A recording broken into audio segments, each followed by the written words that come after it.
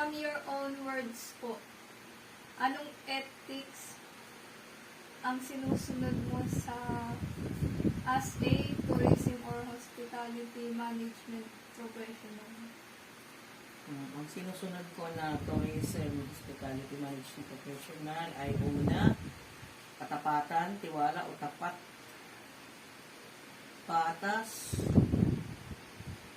pagiging bukas palad, magalang, reputasyon at responsable.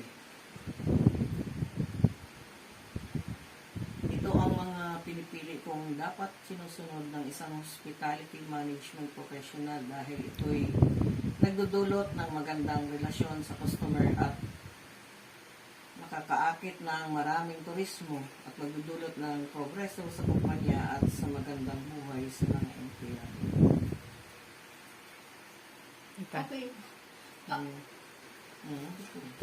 Paano po nakatulong sa'yo ang code of ethics na sinusunod mo sa trabaho? Malaki po ang itulong ng code of ethics. Uhubugin ka nito na magiging confident ang isang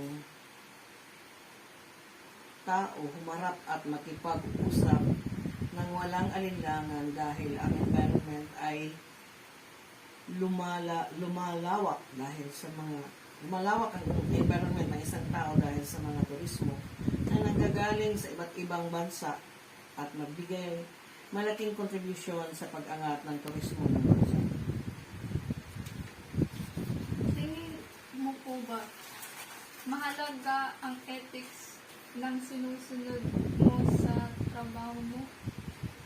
Palagay ko po, mahalaga ang ethics na to maintain good relation to customer upang magkaroon sila ng loyalty sa trabaho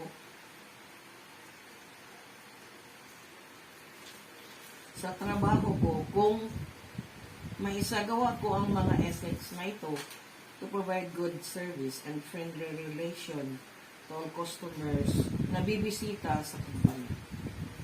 Okay po. Thank you po.